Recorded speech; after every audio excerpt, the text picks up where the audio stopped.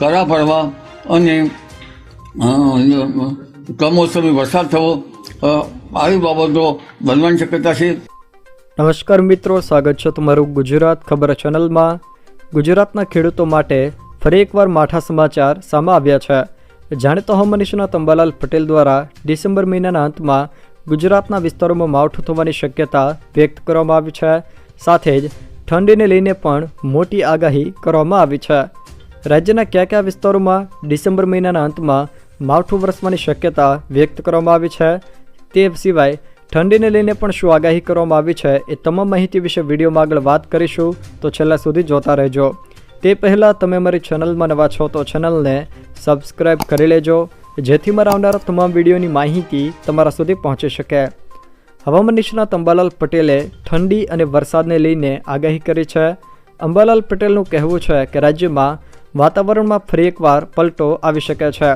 December મહિનાના અંતમાં રાજ્યના વિસ્તારોમાં માવઠાનું સંકટ રહેલું છે।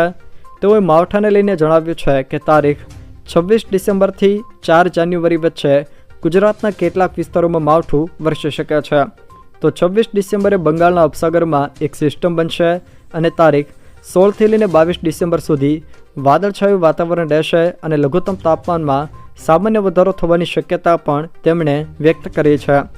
ઠંડીને લઈને વધુ માહિતી આપતા તેઓએ જણાવ્યું છે કે ઉત્તર ગુજરાતમાં તાપમાન નીચું રહેશે અને 10 ડિગ્રીથી નીચું તાપમાન રહેશે। સાથે સાથે મધ્ય ગુજરાતમાં લઘુત્તમ તાપમાન 15 ડિગ્રી રહેશે અને દક્ષિણ ગુજરાતમાં તાપમાન 18 ડિગ્રી સુધી જોવા મળશે। જોકે રાજકોટમાં 15 ડિગ્રીથી નીચું તાપમાન રહેશે, જ્યારે મહત્તમ તાપમાન 28થી 30 ડિગ્રી સુધી રહેશે। તો બીજી તરફ 4 જાન્યુઆરી બાદ ઠંડીમાં ફરી વધારો થશે। જોકે જાન્યુઆરી મહિનામાં ઠંડીનું પ્રમાણ સારું રહેશે। અંબાલાલ પટેલનું કહેવું છે કે એક સિસ્ટમ બનશે। આ સિસ્ટમના કારણે ડિસેમ્બરના છેલ્લા અઠવાડિયામાં મજબૂત પશ્ચિમી વિક્ષેપ આવવાની શક્યતા રહેશે। જોકે આ સિસ્ટમ બનવાથી 23 ડિસેમ્બર બાદ કાતિલ ઠંડી પડવાની શક્યતા રહેશે અને બર્ફીલા પવનો ફૂંકાશે, જેને કારણે કાતિલ ઠંડી પડશે।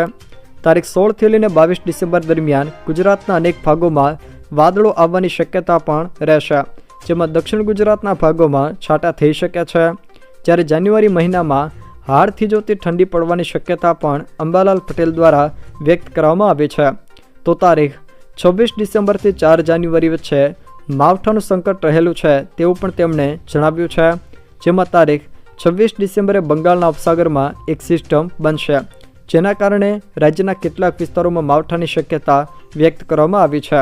અરસામાં બંગાળના ઉપસાગરમાં એક બીજું લો પ્રેશર બનશે અને જેના કારણે ગુજરાતના હવામાનમાં ભારે ફેરફાર થવાની શક્યતા રહેશે, જેમાં દક્ષિણ ગુજરાતના ભાગોમાં વાદળવાયુ સાથે ક્યાંક છાંટા પડવાની પણ શક્યતા રહેશે।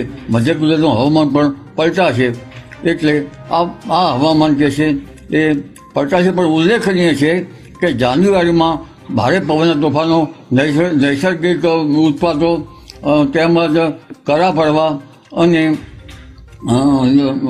કમોસમી વરસાદ થવો આવી બાબતો બનવાની શક્યતા છે। જો મિત્રો આ વિડીયો તમને પસંદ આવ્યો હોય તો વિડીયોને લાઇક કરો, તમારા મિત્રો સાથે શેર કરો અને જો તમે અમારી ચેનલમાં નવા હો તો ચેનલને સબસ્ક્રાઈબ જરૂર કરજો, જેથી મારા આવનારા તમામ વિડીયોની માહિતી તમારા સુધી પહોંચી શકે।